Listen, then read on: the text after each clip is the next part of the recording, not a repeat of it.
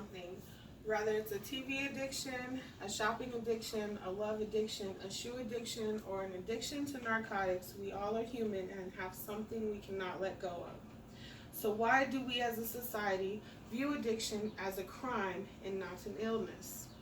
In the 6 years that I've been advocating for nonviolent, non-sexual offenders, one of the biggest problems I've come across is some people have the assumption that drug addicts are criminals, when in reality, addiction is an illness. First, I will explain how addiction is an illness, not a crime, and how viewing addicts as criminals overcrowds our penal system and never addresses the problem of addiction. Second, I will tell you how changing the way society views addiction can trickle down to mental health reform and prison reform, which will begin to fix the problem. Edgar Allan Poe said, quote, "I have no pleasure in the stimulants I indulge in. I do not take drugs in the pursuit of happiness. It has been a desperate attempt to escape from horrible memories, loneliness, and a dread of strange, impending doom." End quote.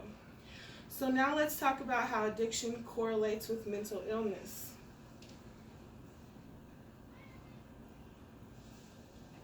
The Center of Addiction defines addiction as a person not capable of ending a relationship with an activity, thing, or substance. They also go on further by defining addiction as a disease that disrupts part of the brain that controls reward receptors, judgment, learning, and memory receptors as well. Let's go even further and define mental illness. A disease found in 43.8 million Americans, according to the National Alliance of Mental Health. The National Alliance of Mental Health also defines mental illness as a disease that can affect a person's thinking, mood, behavior, and can cause addictive behaviors. Both definitions, mental illness and addiction, go hand in hand.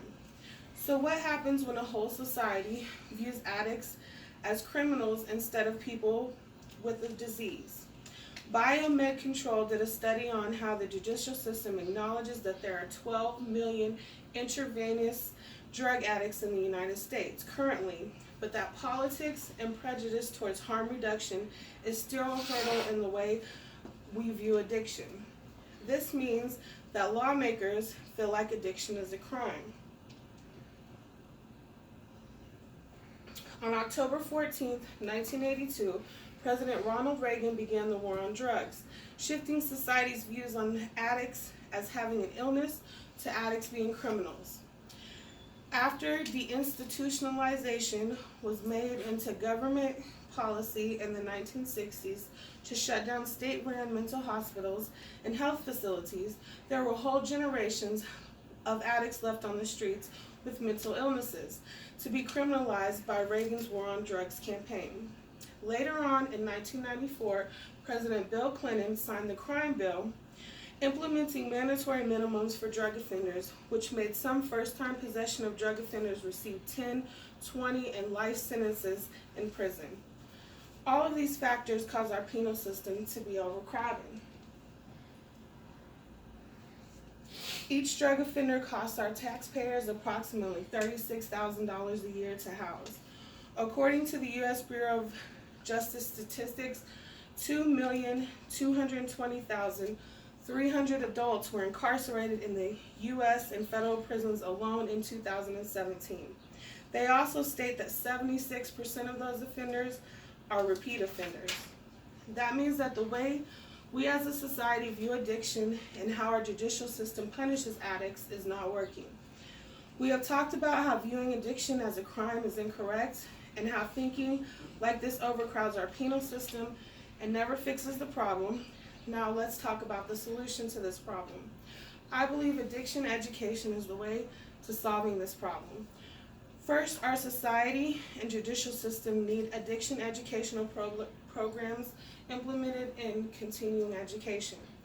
Agencies like DCF and Child Protective Services workers need to have ongoing addiction classes teaching other ways to address addiction other than criminalization. Then the same information needs to be passed down to law enforcement and health professionals. We need to demand government funds to be diverted from prosecuting drug offenders to building more mental health facilities and addiction rehabs. We in America have the right to choose our leaders. We need to educate ourselves on which candidates are pro-drug and prison reform.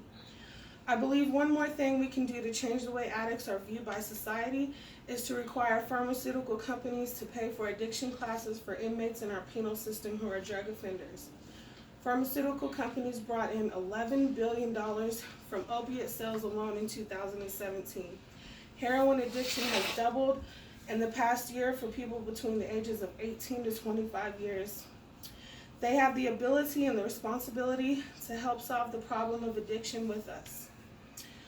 We have learned how viewing addicts as criminals have major consequences towards prison systems being overcrowded and the problem never being solved. We have talked about how education on addiction, mental health, and prison reform can begin to solve that problem. Now all that's left to do is change the way we all view addiction. My dad, a man who has been an addict for 37 years, said to me once, quote, "Addicts carry around more guilt and shame than most people will ever know. I needed help, not 30 years in prison for being an addict," end quote. Thank you.